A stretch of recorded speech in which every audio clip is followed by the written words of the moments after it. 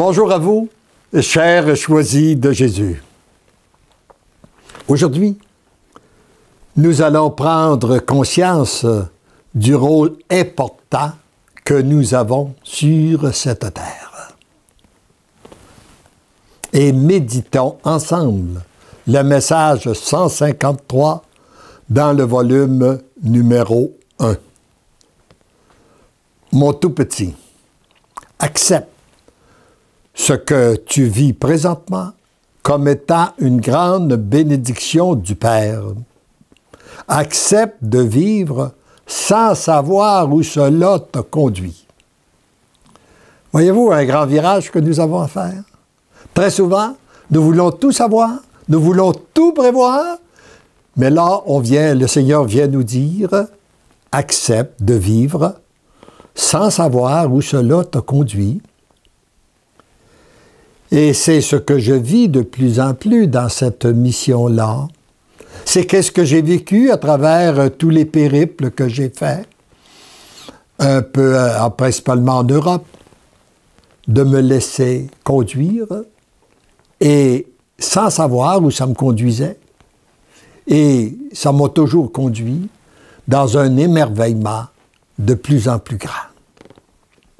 Une seule chose est importante, c'est que tu avances tranquillement, mais sûrement vers la réalisation de ta grande mission, ta belle mission que le Père t'a confiée.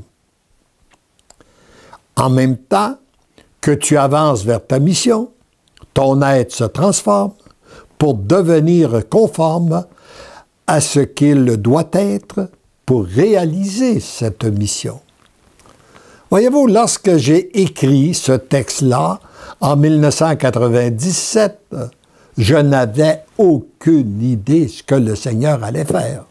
Je ne savais même pas qu'il y aurait des livres qui seraient publiés.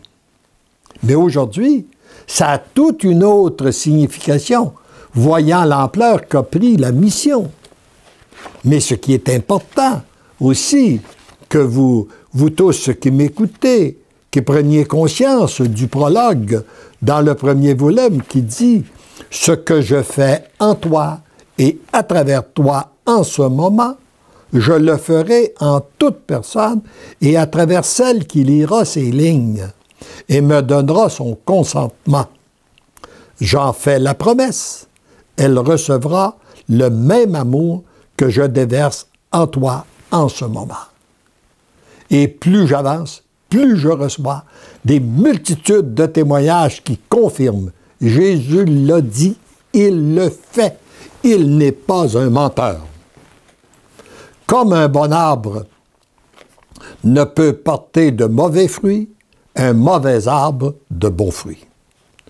Tout ton être doit devenir blanc comme neige, c'est-à-dire totalement pur, habité par un seul désir, faire la volonté de mon Père, ton Père. Voyez-vous, trop souvent et beaucoup de souffrances nous sont occasionnées parce que nous flirtons avec le mal. Un peu de bien, un peu de mal, un peu. Mais là, l'heure est arrivée où on doit se décider pour Dieu et on doit décider de vivre en conformité avec lui, avec sa volonté.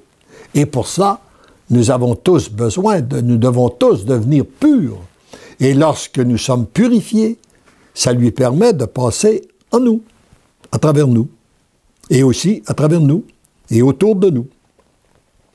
Une seule pensée doit toujours t'habiter. L'amour. Voyez-vous comme c'est simple? Tout ce que nous voulons, c'est l'amour. Ben, c'est sa seule pensée.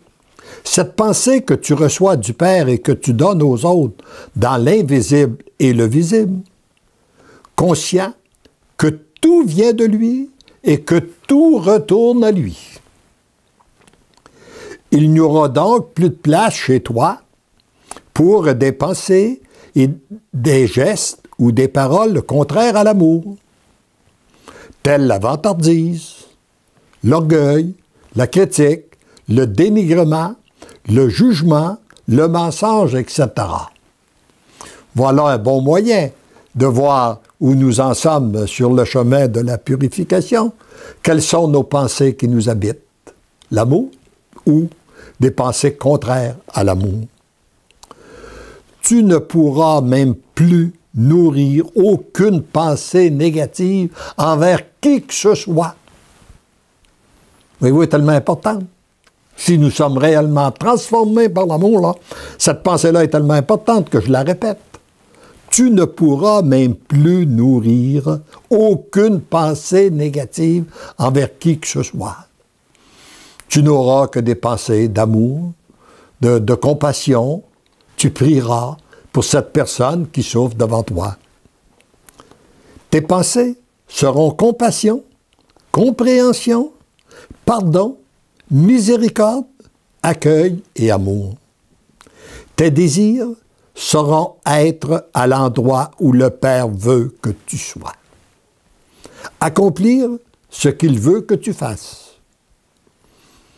Venir en aide aux malheureux, soulager ceux qui souffrent, conduire des âmes à Dieu de jour et de nuit, dans l'invisible et dans le visible. Voilà, regardons si cette mission-là est belle, et elle est là pour chacun de nous. Conduire des âmes à Dieu de jour et de nuit, dans l'invisible et dans le visible. Tu connais le chemin pour conduire des âmes à Dieu? C'est celui de l'accueil, du pardon, de la miséricorde, de l'amour. Voyez-vous comme ces chemins-là sont simples? Les chemins contraires sont souvent très difficiles et très coûteux, très laborieux, qui occasionnent beaucoup de souffrance. C'est ce chemin que tu dois fréquenter. D'abord pour toi-même, en te regardant, afin de pouvoir l'utiliser en regardant les autres. Voyez-vous, c'est toujours notre transformation qui doit se faire d'abord et après, ça change notre regard et le Seigneur peut nous utiliser pour aider les autres. Présente au Père les obstacles qu'il y a sur ce chemin, afin que tu puisses le fréquenter librement. Le Père enlèvera les obstacles et rendra ce chemin facile et très agréable. Heureux es-tu, heureuse êtes-vous d'être sur le chemin de l'amour. Vous devenez l'amour, tu deviens l'amour. Tendrement, je t'aime. Y a-t-il une plus belle mission que celle que Dieu nous confie à chacun de nous en demandant, en désirant que nous devenions des êtres d'amour pour que d'autres, en nous regardant vivre, ou puissent aussi devenir des êtres d'amour. Et ainsi, on construit un monde, une Église nouvelle, une terre nouvelle. Amen.